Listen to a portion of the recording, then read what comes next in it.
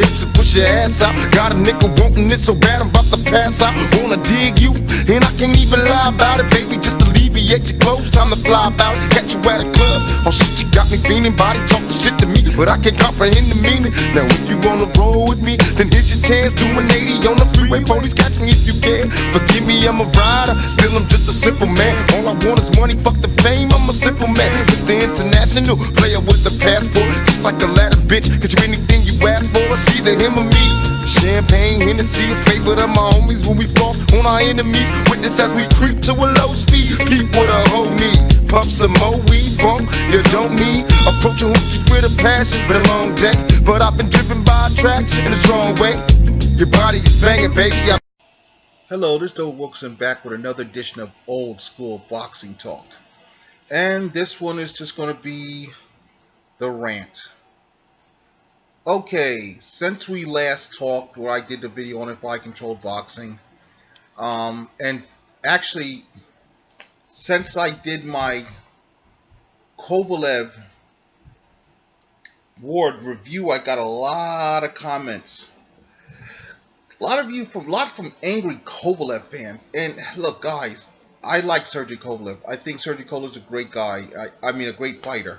I don't know him as a person, but I think he's a good fighter. You know, the thing about it is, Kovalev has to do what all the greats have done, and that is, once you lose a fight or two, let it out of your mind, regroup, start again. And for you Kovalev fans, you can't do that. And Sergey Kovalev seems not to be able to do that. So it's, you know, where he goes in his career from here is up to him. But he's got to let that go. Get past the Ward deal and move forward. And I think a move to cruiserweight would be just what he needs. And also, Sergey Kovalev, there's now stuff coming out that he's very stubborn, hard to train. And if that's the truth, then maybe I owe John David Jackson an apology. Because on my last video, I really ripped John David Jackson, saying it's the trainer's fault. But you know what? Maybe I do. But then at the end of the day, if you're the trainer, the fighter won't listen to you. Just like Abel Sanchez. Abel Sanchez said, "Yay, he was tough to train. He wouldn't listen, so I got rid of him." So no, maybe I rescind that apology to John David Jackson. Because honestly, if this guy is that tough, if this guy's not going to listen to you, you as a trainer got to say, you know what? It's not worth my while. I'm gone. And you know, and if it is Kovalev's, you know, stop being an ass. Come on, there's plenty. You could learn so much that could make you so much better. But that's enough about Kovalev. I'm gonna try not to talk about Kovalev Ward anymore. We have to move forward because there's more things in boxing going on.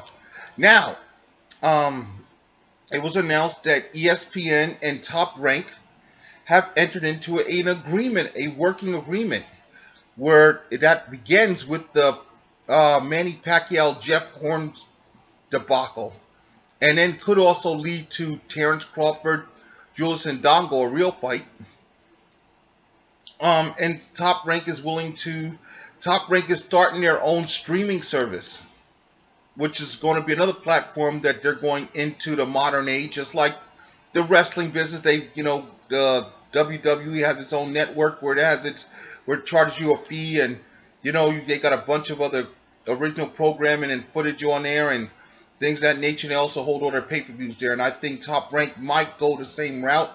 It's not going to be $9.99, folks. I can guarantee that much. But it's going to have to be something that Bob Arum's going to have to do something. It's a monthly streaming service. Anything over $20, Bob, you're going to have a hard time selling that. I'm just saying. If you're trying to get people to pay over $20 a month for that, you're going to have a hard time selling that.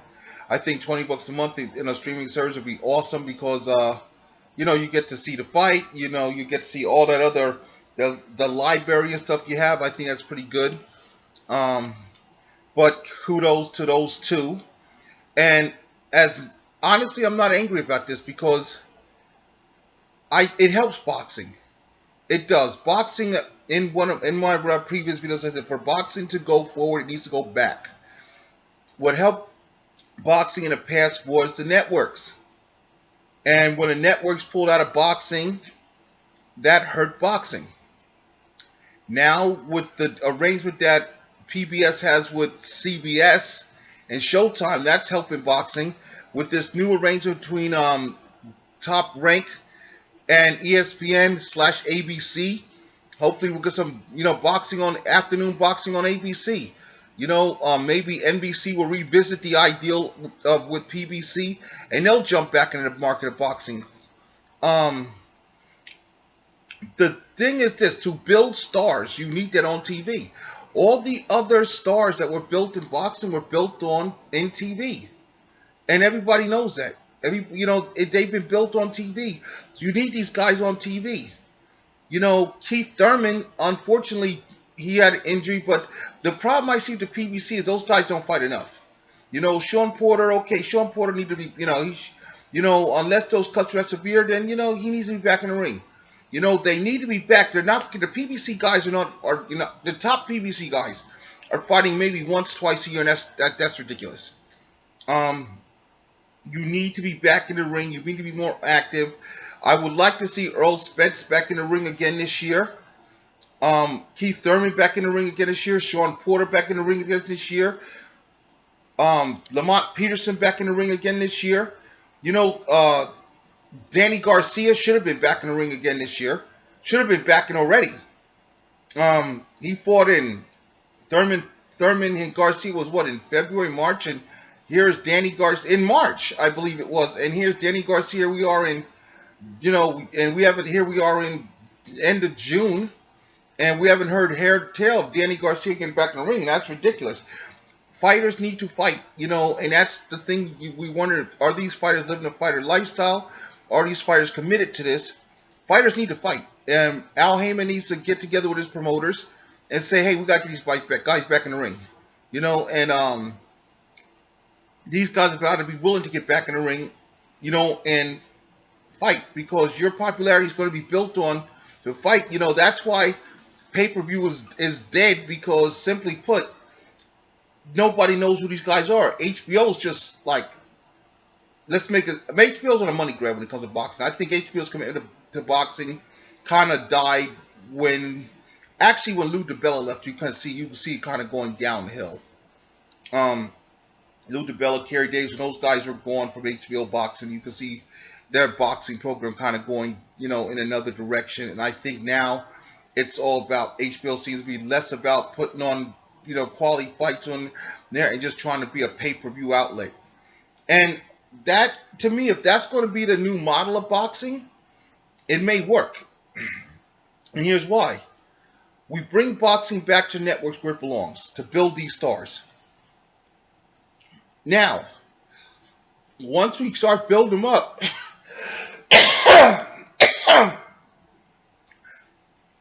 we send them to Showtime for premium cable. And if Showtime will work on a premium cable, hey, great. Once they got a couple fights on Showtime, they built up an audience. You go between Showtime and regular TV. Do not give up the networks. You need that. And then we can build up opponents. And then maybe we can shoot the HBO for pay-per-views. And then maybe these pay-per-views will actually sell, because now you're saying, hey, if the HBO pay-per-view, there won't be a lot of them, but when they're there, they're going to be worth a damn. And that's the new model boxing's going to. If it is, great. I doubt it, because Showtime can do all that itself without doing HBO, and I don't think PBC and I think Showtime will pretty much mean, yeah, we'll do it ourselves. But it would be a nice thought. Another thing, I was listening to my man, Black Fight Fan, KO. I was listening to him do an interview. He was talking with a young man from Britain. And they were talking about, Anthony Joshua and Deontay Wilder and, different things. And the young man brought up something that was interesting to me. He said the reason Anthony Joshua is taken so seriously and Deontay Wilder is not is because Anthony Joshua hasn't fought anybody. And I looked and I thought about that. And you know what Anthony Joshua reminded me of? Anthony Joshua reminded me of Larry Holmes. And when Larry Holmes first won the WBC title from Ken Norton. Now let's go back to tell you the story behind this. Muhammad Ali was the undisputed heavyweight champion of the world. He lost the championship to Leon Spinks. Ali had a rematch clause in there. So when Ali and Spinks decided to do the rematch, the wretched WBC said, no, no, no, our number one contender is Ken Norton, and Leon Spinks has to fight Ken Norton, not the former champion, which is bullshit, because anytime a champion loses, there's a rematch. The champion has a rematch clause and can get a rematch. There was no call, but WBC decided it was going to go different. So the WBC then awarded their championship to Ken Norton. He never won it in the ring. He was just given the title. Now, after that happened, Ken Norton then fought Larry Holmes and lost the belt to Larry Holmes. Larry Holmes, of course, Ali had recaptured the title from Leon Spinks, and then Ali rode off to the sunset after recapturing the heavyweight title from Leon Spinks and rode off to the sunset. Larry Holmes, who had won the WBC version from Ken Norton, was kind of not respected. Nobody respected Larry Holmes. And Larry Holmes went down, and Larry Holmes fought everybody, Larry Holmes fought, guys that they were better than what Deontay Wilder's fighting, I'll tell you that much. But on some levels, they were pretty much the same kind of deal. And then, of course, John Tate won the WBA title that Ali had vacated. He went to South Africa and beat Jerry Coetzee to win that title. And, of course, we know he lost in his first defense to Mike Weaver, who had been KO'd by Larry Holmes. And it was only after that Larry Holmes was taken seriously when Mike Weaver knocked off John Tate. Then people say, whoa, didn't Larry just beat this guy? He beat Weaver. Yeah, knocked him out in the 12th round. Okay, now Weaver knocks out Tate. Yeah, I guess Larry Holmes is the better of the two heavyweight champions. So then Larry Holmes started getting a little bit more respect, but not quite enough until after, sadly enough, it took them dragging the shell of Muhammad Ali out of retirement, just like they did with Rocky Marciano. They drugged Joe Louis for Rocky Marciano. They had to do the same thing with Ali for Larry Holmes. It took the dragging the shell of Joe Louis and having him get pummeled by Rocky Marciano for the public to accept Rocky Marciano as champion. And for the public to accept Larry Holmes as champion, they had to drag up poor Ali out of retirement to let him go through there and get pummeled by a young, hungry Larry Holmes. And once that sad, pathetic event happened, then Larry Holmes pretty much became the man. And away we went with that. Deontay Wilder is kind of in a similar situation where, yes, you're the WBC champion, but how did we get there? We got there because, let's see, Lennox Lewis was the undisputed champion. After he defended the title for the last time against Vitaly Klitschko, Lennox Lewis walked off into the sunset. So, of course, we did the Alphabet Boys, all took their belts and spread them all out. And Klitschko, who had lost to Lennox Lewis, captured the WBC title. He held it. He made a couple defenses, and he retired because he wanted to go into politics over in Ukraine. When he was gone, Samuel Peters picked up the belt. Then Klitschko decided to come back because he was marked by WBC as champion in recess, which meant when he came back, he was granted an automatic rematch, which I think the same crap would happen with if Mayweather. The WBC has the same rule that could actually affect Mayweather and Keith Thurman, because Mayweather is the quote-unquote champion in recess. So Mayweather, when his Mayweather-McGregor fuckery is done, should Floyd decide that he wants to really be a real fighter again, he could then push his way into a fight with Keith Thurman because he is the WBC champion in recess, because when he retired, he vacated both those belts, so he could push his way in there. Or if maybe Mayweather's at the point where he wants to stay at 154, which I doubt, because he's not going to want to fuck with the Charlo brothers. I don't even think Floyd wants to fuck with Keith Thurman, honestly, because if Floyd wanted that work, he could have took care of that. Instead of fighting Andre Berto, he could have fought Keith Thurman on his way out the door, but Floyd don't want that work. But that's how the WBC title got there from Klitschko. Then Klitschko vacated it again because he retired again. And the two guys that he beat One of the guys Klitschko defended the title against was oh my god, his name draws a blank. But damn, he was pretty good. Anyway, the point is, Klitschko vacates again. The title goes through a bunch of things. Then Bermain Stervain winds up winning the title. Stervain then loses the title to, in his first defense, mind you, to Deontay Wilder. Deontay Wilder has been fighting a bunch of other guys that, you know, Bum of the Month Club, whatever. And his first serious test as champion was to be against Alexander Povechkin. Unfortunately, Povechkin has a habit of taking PEDs. Povechkin tested dirty.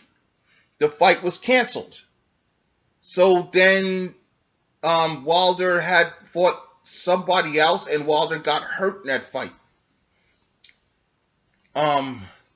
Then Wilder took some time out. Then Wilder came back, and, you know, the point is, Wilder hasn't fought anybody really tough.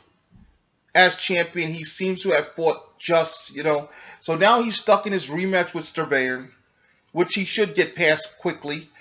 But for Wilder to get credit, he has to fight somebody. On the other hand, Anthony Joshua, won the IBF title.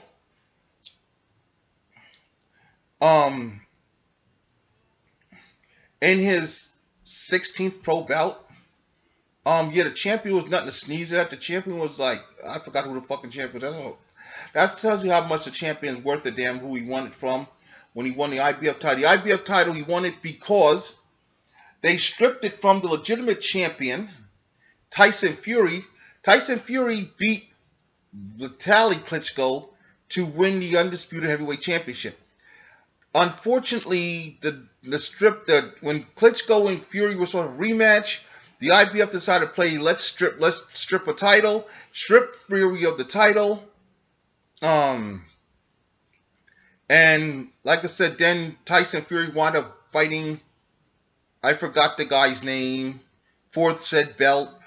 Anthony Joshua wound up fighting this guy for said belt. Joshua wins the belt. Joshua separated himself was this. Joshua then turned around and fought one or two of Wilder's victims, but where separating him was now he wound up fighting Klitschko. And he wound up fighting Klitschko for his IBF and the WBA title, which was to be on the line had Tyson Fury, had fought Klitschko. So now Klitschko, the former champion who'd been the WBA, IBF, WBO champion, because he didn't win the WBC because his brother held that, and he could never get that fight for that belt, with either Samuel Peters or with Bermain Stervain. He just couldn't get that unification fight because they wound up losing the belt in turn, whatever. So the only belt that Vitaly Klitschko didn't hold was the WBC heavyweight title. Okay, so Klitschko fights Anthony Joshua. Joshua, of course, we know Joshua just knocked him out in the 11th round. Good fight. Joshua had Klitschko down in the 5th. Klitschko came back in 6th and dropped Joshua. Joshua had a man up, and we learned a lot about Anthony Joshua. Joshua came on to stop Klitschko in the 11th. Okay, so that fight, with that one fight, gave Anthony Joshua more legitimacy than everything Deontay Wilder's done. That one fight. So Deontay Wilder, now he has to fight Bermain Stervain again, which nobody cares about. He should win this fight. Stervain being the only man to go the distance with him.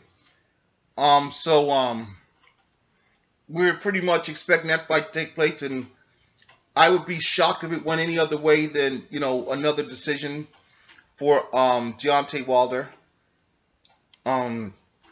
I would be shocked. I mean, if Wilder stops Stervain, then that's wow. I'm sorry, the guy was talking was Chris Arreola.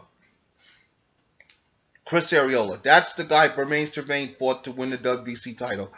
Chris Arreola had also lost to Vladimir Klitschko for the WBC title earlier. Okay, sorry, the name just came to me. And the fight that Wilder got hurt in was against Chris Arreola. We hurt his hand and he was out for a bit, whatever. So the gentleman, brought up that point, and my man seemed to be upset, but that's the truth. Wilder hasn't fought anybody of note. Now, so Joshua is in a precarious situation. Both the IBF and WBA have given him an exemption to fight the rematch with Klitschko. What I would like to see happen is on the undercard of said fight, the IBF's #1 contender, I forgot the guy's name, an Eastern European, and the WBA's #1 contender, which is Luis King Kong Ortiz, let these two boys bang it out to become the mandatory #1 contender for Anthony Joshua, because I think what's going to happen here is we're going to have fuckery here, that Anthony Joshua, should Joshua beat Klitschko again, he's going to have to play this, oh my God, the IBF's going to say, we need to fight this guy. WBC goes, well, Luis Ortiz, we need to fight Luis Ortiz. I would like to see the IBF and WBA do something, since they work together now, in this situation, have Ortiz and this other guy fight each other. Winner of that, mandatory contender for Joshua, boom, Joshua has to fight him. Or we could do something even more spectacular. We could then, after this fuckery with Deontay Wilder happens, flip a coin, let Wilder fight one of them. Let Wilder go to Europe, go to Britain, put Wilder and which I would honestly I wouldn't mind seeing him do. They have this rematch with Klitschko and Joshua. Why not have Wilder go over there and fight either the IBF #1 contender or fight Luis King Kong Ortiz on the undercard? It would give Wilder to fight what Wilder needs, is a legitimate top guy on his ledger. And at best, that means, okay, Wilder, you're an American heavyweight. Okay, now you're the real deal, so that sets you up to fight Anthony Joshua, because now nobody can say shit about you, because you took off one of Joshua's managers and took him the fuck out. And that would set up that fight there, because I'm sure the IBF, like all these other guys, have this rule about mandatories taking precedence over, about unification fight taking precedence over mandatories. So that would be a good card to get both the WBC heavyweight champion and the WBA IBF, to get two of the champions on the same card. Because look, the boy in Australia, Joseph Park, the boy in Australia, he's not going to fight anybody. He's going to nurse that title for all it's worth, because I've seen him fight. He's not that good. He cannot beat either one of Wilder or Parker or AJ. So he's going to sit there and try to nurse on that belt for as long as possible, and dredge up as many lower tier heavyweights as he can to hold on to that belt. In my opinion. Now, I could be wrong. Also, we got, once again, confirmation about the Joseph Ndongo Terrence Crawford fight, which is going to be a very good fight. I'm looking forward to that one. And then we found out some other, we know that we got the Michael Garcia Adrian Broner fight coming up. And we have now talk about, on this money grab of Mayweather's, that there could be actually some legitimate fights on there. Talk of Tank Davis fighting Orlando Salido. That's a rumor. Don't know if it's true or not. But that would be an interesting fight. That would be interesting. And again, that would be something that I would be interested in. I would like to see that. Rigondeaux. By the time this happened, I believe that the Nevada State Athletic Commission has turned to reverse Rigondeaux's first round KO win into a no contest. So that should be done by the time I'm making this video. Rigondeaux goes from KO winner to no contest. Better than what HBO and Jim Lampley were pushing for, which is try to get this man disqualified. And I'm glad if Nevada, they just said, no, we're going to call it a no contest. They looked at it, they realized, okay, we're going no contest. Either leave it the way it was, or we're going to go with no contest.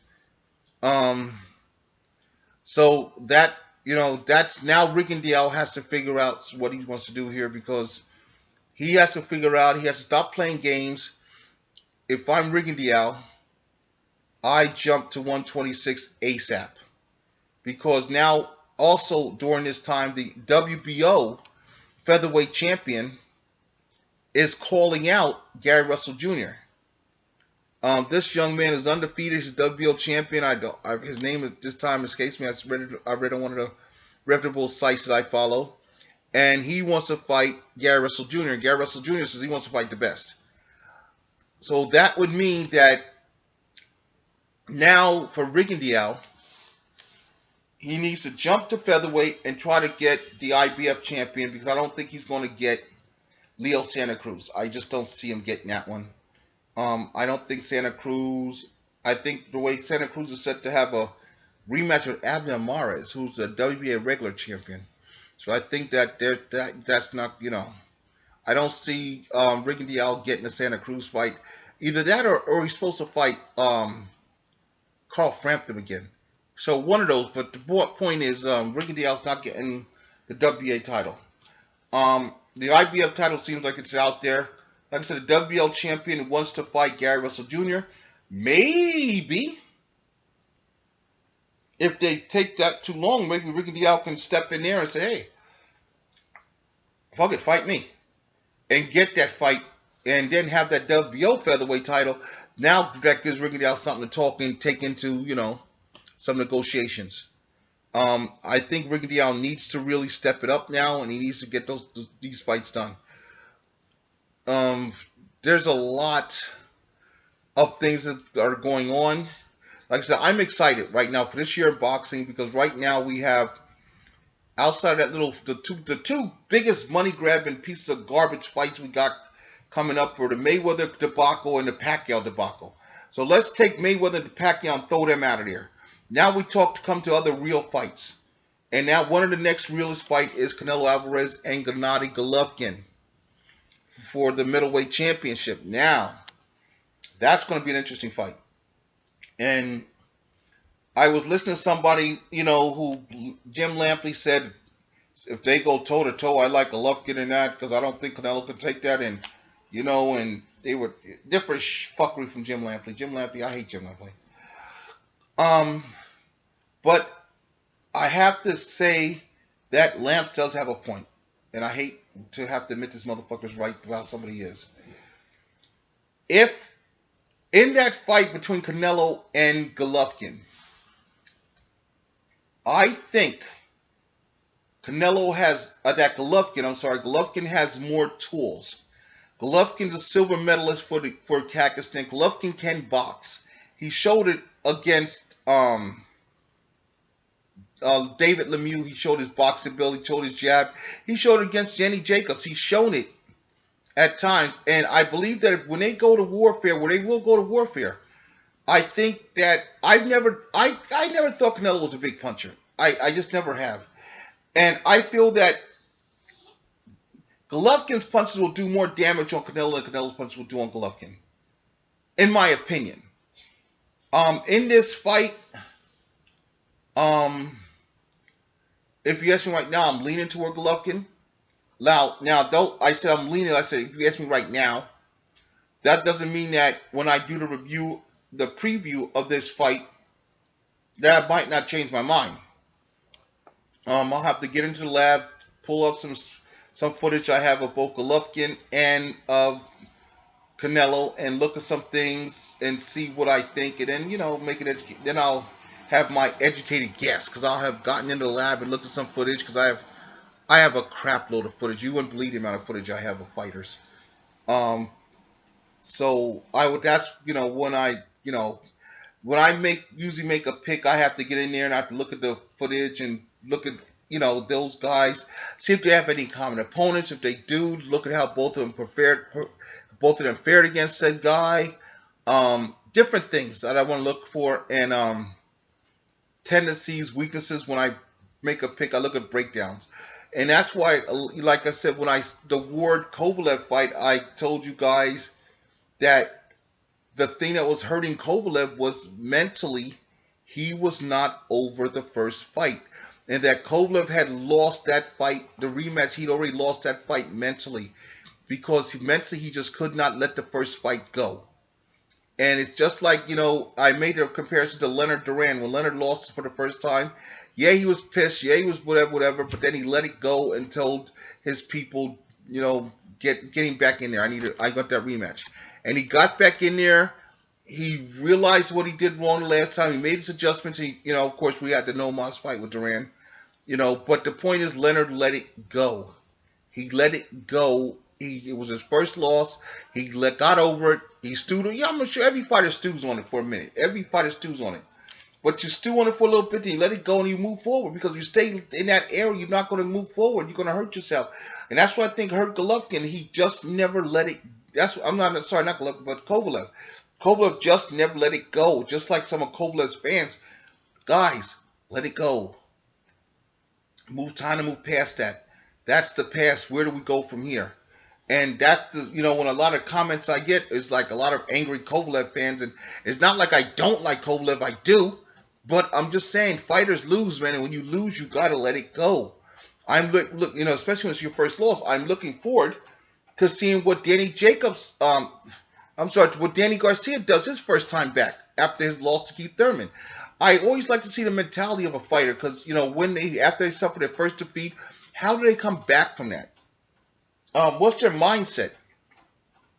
I'm looking forward to seeing that with Danny Garcia when he gets back in the ring. Some guys, can get over it and then move forward and they have great careers. Some guys, they just dwell on that one loss and they're like, I'm out of here. Marvin Hagler, when he lost to Sugar Ray Leonard, Marvin could never, that was a fight. Marvin won it forever. Marvin Hagler needed that fight. He wanted that fight. No matter how great he was in every other title defense, he needed that Leonard fight. And when he didn't get that decision, which I still thought Hagler won, and it bugs me, and I'm a big Hagler fan, but I let it go. But Hagler was like, fuck it. And Hagler walked away from boxing, never got back in the ring again. Because he could not get over it. Even to this day, if you ask Marvin about that, Marvin's still bitter about that loss. He can't get over it. But the point when Marvin lost to Leonard, Marvin was on his way out anyway. So Marvin was toward the end of the road. Sergey Kovalev has some road to go. So I really need him to get over it.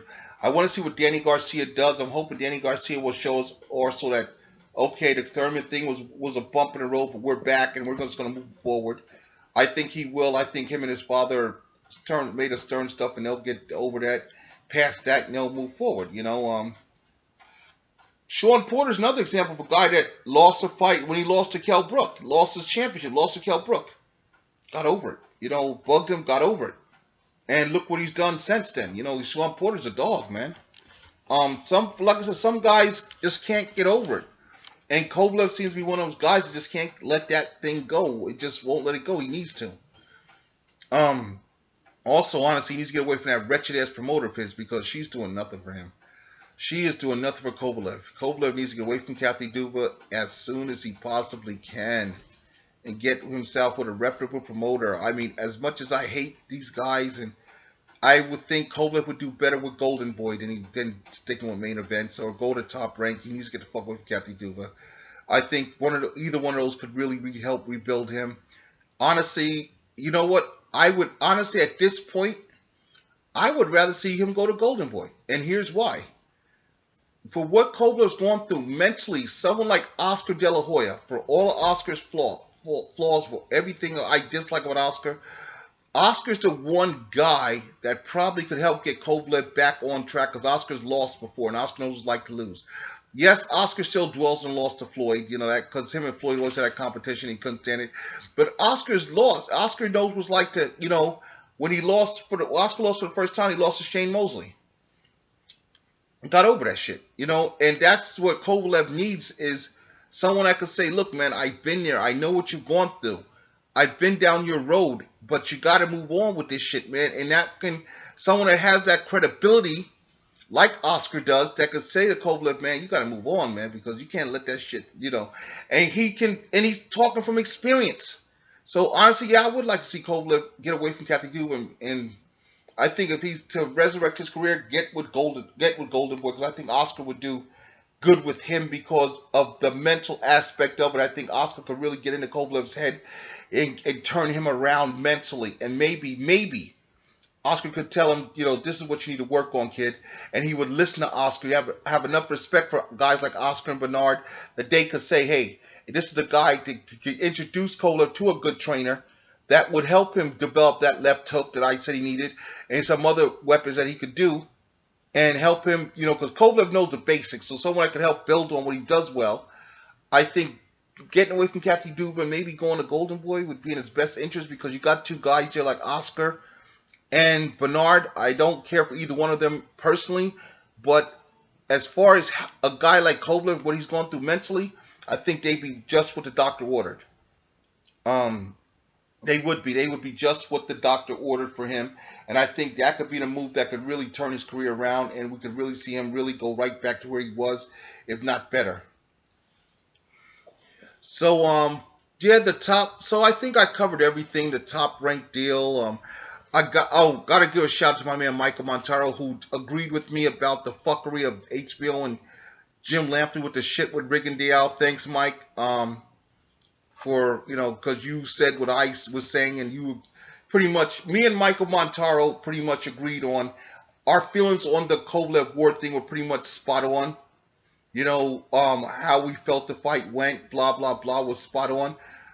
It's like I said, I had Kovalev winning the first 4 rounds of the fight, but also in the process of winning those 4 rounds, I seen each round was to win each round, he was paying a price. Andre Ward was building his body attack. Andre was building building what kind of fight this was going to be, and Andre Ward was making Kovalev work to win those rounds. Yes, Kovalev did outwork him, in the early rounds, but Andre Ward was setting the table for what he wanted to do later on. I think Andre Ward was shocked that the fight was stopped in the 8th, because I think Andre Ward figured this is going to be a 12-round fight, and I want to start it now, and I'm going to start breaking it down, give him a couple rounds, and I'm going to come on and just take it late. And I think that was Ward's plan, was to pretty much just take the fight late. Unfortunately, the fight ended the way it did. Ward gets a knockout victory. It is what it is, but, guys, like I said, Kovalev has to get over it. His fans have to get over it. And there's plenty of, and I think he can be back. There's plenty of good fights out there. There's plenty of good fighters out there. And I'm a guy that, look, I love boxing. It's my passion. It's what I love. Next to being a Marine, it's the one thing I've loved more than anything, outside of the birth of my children. But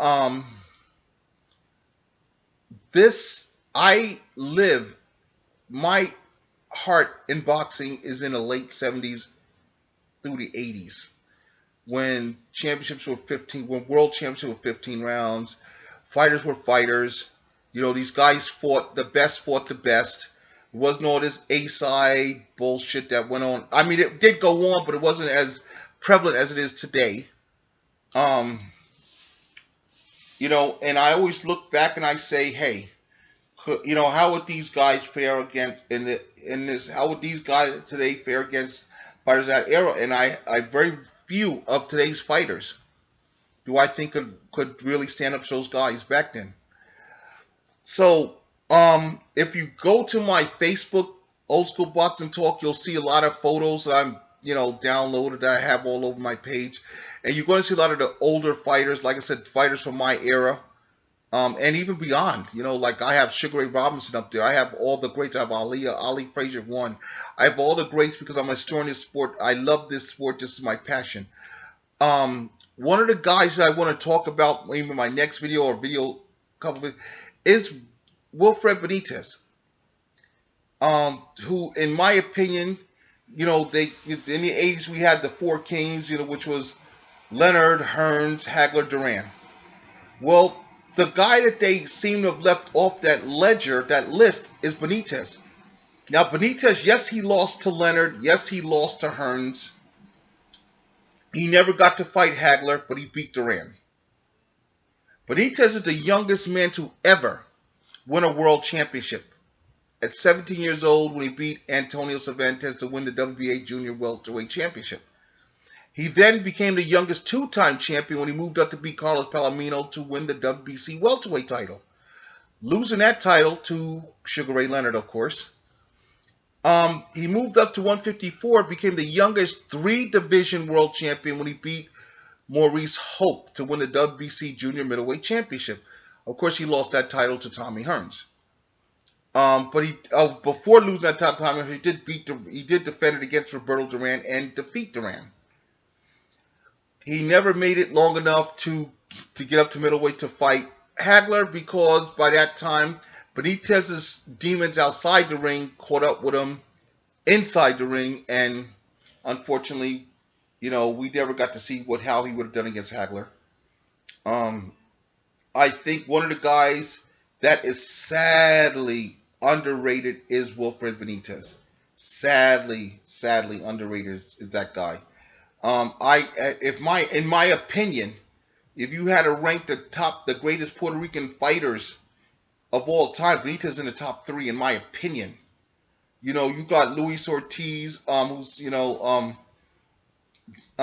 got Ortiz. I'm going to say maybe you might want to take Wilfredo Gomez and put him in there, but you got at the top 3. You got to put Benitez in there because Benitez. Look, I love Benitez, and if I would take Benitez, and I get Benitez at his best, could beat Trinidad, Cotto. I believe he'd beat everybody out, every other Puerto Rican fighter that champions come down the line. Benitez at his best beats them. And that's a long list of great fighters in Puerto Rico. I mean, Edwin Rosario was a great lightweight champion and great fucking puncher. Edwin Rosario could, oh my God. Matter of fact, Edwin Rosario was the guy that actually made Hector Macho Camacho change his style, because Rosario and Camacho, when he fought, Camacho used to have more of a style like Pernell Whitaker, where he had the hand speeding, but he wasn't a runner. It took a right hand from Rosario to make Camacho become this safety-first fighter. And it's just like the same right hand that Trinidad hit De La Hoya with. Sent De La Hoya said, you know what? Yeah, we're not doing this too much. And De La Hoya wound up losing the fight.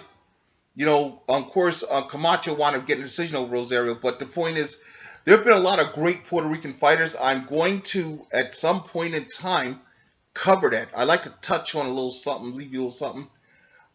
Look, if you have questions, please ask them. Don't ask me stupid questions, don't come with me with race-related bullshit, because I don't do that. If you have straight-up, legitimate boxing questions about the fighters today, or fighters of the past, the greats of the past that I personally seen fight, ask them, man. Like I said, I will talk boxing all day long. Intelligent boxing talk. I don't always want people that's going to agree with me 100%. I don't need that. But I don't want idiots on here with race that throw race into everything and blah, blah, blah, blah, blah. I seen a post on Facebook that, they were asking, why are all the best fighters black? Well, I'm going to answer that right here real quick. Toward the end of this video. This is going to be on Facebook, but I'm going to answer that question. Poverty is what makes fighters.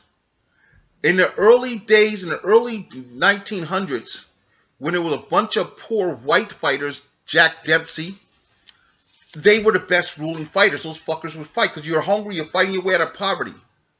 There were a bunch of good Jewish fighters because you're fighting your way out of poverty. Italian fighters. Fighters is not a fighter. If being a fighter is not about race, being a fighter is something deep down inside that you either have or you don't have. And if you come from adverse, impoverished conditions, you come up with this hunger, this desire to. This is the tool I have to change my life. In the olden days, the Jewish fighters, the Italian fighters, the Irish fighters, those guys were hungry. Those guys were, those guys were in the slums and the ghettos. Those guys were just fighting their way out of that. Dempsey was a goddamn hobo. Those guys were fighting to make a living, so that to live, you had to fight. As we evolved, what's happened is as we evolved, the Latino culture, if you look around Latin America, Latin America is pretty much a bunch of third world nations, a bunch of poor nations. And out of poverty and despair becomes fighters. Fighters are born out of poverty and despair. The best fighters come from poverty and despair. Look at the story of Roberto Duran. You look at the story of any great fighter, and they've come from poverty or despair, of known hardship in their lifetime. It's not about race.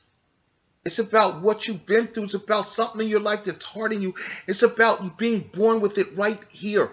Fighters are wired a little differently, but they have something extra in here. When you step into a ring to look across the ring at another man, and you and this man are going to go to war, you're going to try to beat the living shit out of each other. Hopefully, you walk out of it alive with a victory. Hopefully, he walks out. But if not, oh well. But you both are willing to take that chance. You're both willing to risk it all. It's not about race, man. It's about here, man. Something right here. Something right in here that very few people have. Very few. It's not about race, man. It's in here. And you have to come from all these Eastern European fighters. They come from hardship. They come from poverty, man. They come through hardship. They've had hard environments, man. That's what fighters come from. Fighters don't... It's very hard to be... It's like you're not going to take a rich kid and make him a fighter. It's not going to happen because he has to have known hardship. He has to have known struggle. He has to have that mentality. This is all I have. I can't afford not to let this go. I have to get this everything I have. There's no tomorrow. That's what makes great fighters. When they have that, there's no tomorrow. It's here. It's now. It's got to happen. I've got to be better than him because I have nothing else.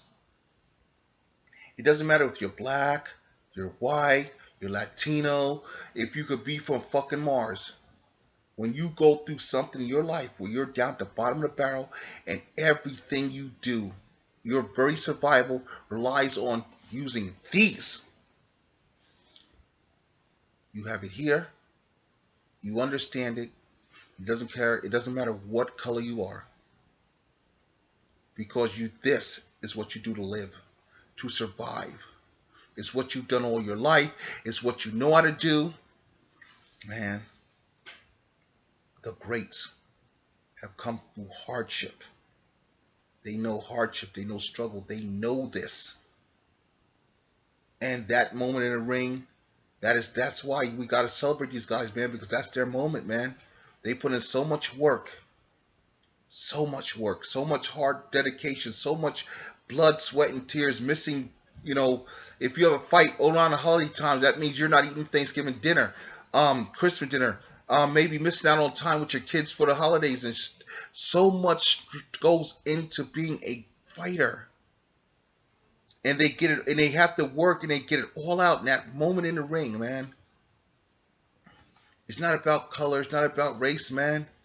It's about a hunger, about a desire that very few understand. There's something that drives fighters that only another fighter would understand. So I hope that answers some of your questions, especially when I put this up on my Facebook, Old School Boxing Talk on Facebook. I hope this answers some of your questions. If you do watch it, I hope this answers that question. And if for those of you that maybe don't follow the YouTube, that follow the Facebook one that catch you here on YouTube, hope that answers your question. This is Doug Wilkerson. We've gone long today. Till next time, have a nice one.